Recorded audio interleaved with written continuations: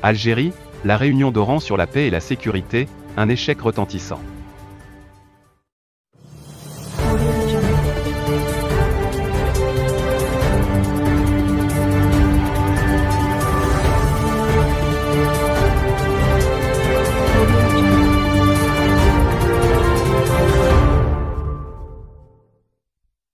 La nouvelle tentative du régime politico-militaire algérien d'influencer les pays africains à suivre sa thèse sur le Sahara s'est soldée par un échec retentissant à l'occasion d'une réunion organisée à Oran sous le thème paix et sécurité, visant à faire apprendre aux nouveaux membres africains du Conseil de sécurité la leçon pro-séparatiste du Polisario. Organisée sur 3 jours, une réunion au niveau africain, décidée par l'Algérie, devait officiellement discuter des moyens de renforcer une voix africaine unique dans les instances de l'ONU et de l'Union africaine. Mais pour l'Algérie, cette réunion est en réalité un moyen de faire passer son unique préoccupation, à savoir son obsession contre le Maroc, avec comme sujet central le Sahara. Tentative d'influence des pays africains du Conseil de sécurité. En effet, l'Algérie, qui a créé les milices séparatistes du Polisario qui revendiquent le Sahara marocain, milite toujours pour faire entendre cette version auprès de la communauté internationale. Objectif affiché, influencer le Conseil de sécurité de l'ONU en charge du dossier et peser avec son réseau créé au sein de l'Union africaine durant ses presque 20 années d'hégémonie aux côtés de l'Afrique du Sud, sur l'organisation continentale.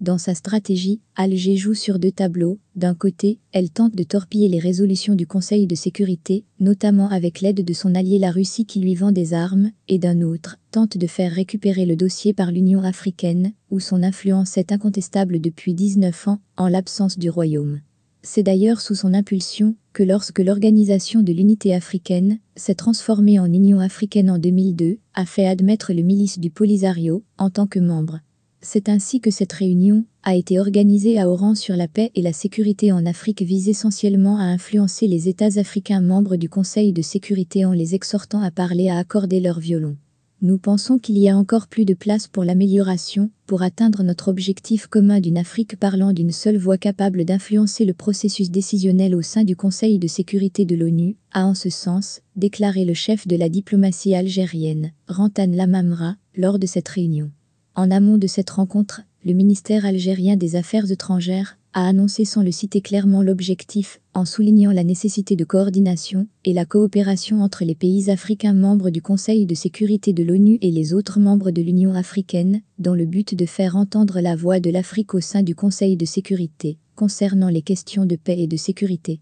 En d'autres termes, la question du Sahara, que l'Algérie lie à ces 2 thèmes, la paix et la sécurité. Et, actuellement, ces pays sont le groupe des A3, le Kenya, le Niger et la Tunisie, pays à la botte de l'Algérie, et sur lequel elle compte pour influencer les autres membres du groupe. Pour preuve de la soumission de la Tunisie envers l'Algérie, lors du dernier Conseil de sécurité consacré à la question du Sahara, seules la Tunisie et la Russie s'étaient abstenues en faveur de la dernière résolution prolongeant le mandat de la mission onusienne, MINURSO, votée le 29 octobre. En outre, le ministre des Affaires étrangères tunisien, Othman Jerandi, qui a atterri mardi soir en Algérie pour participer à cette réunion, était à bord du même avion qui transportait son homologue algérien, rentrant chez lui après le sommet Chine-Afrique de Dakar, encore une fois, la preuve de l'entente entre l'Algérie et la Tunisie dont le mandat au sein du Conseil de sécurité expirera le 31 décembre. Personne à la réunion d'Oran. Alors que l'Algérie avait affiché l'ambition de faire de ce rendez-vous une occasion de retourner le cerveau des ministres des Affaires étrangères, après avoir déjà commencé ce travail à Dakar, cette réunion a été largement boudée par les pays africains.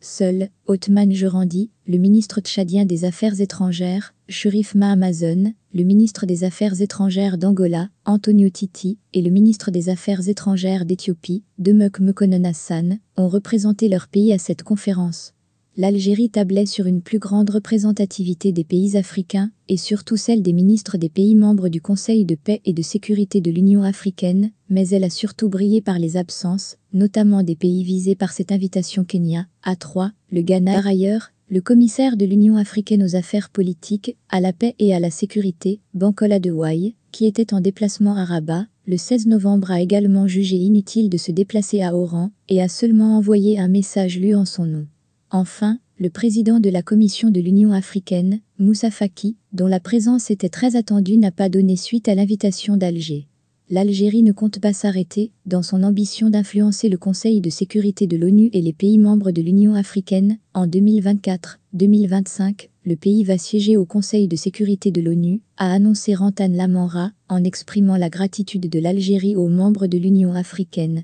qui ont soutenu sa candidature.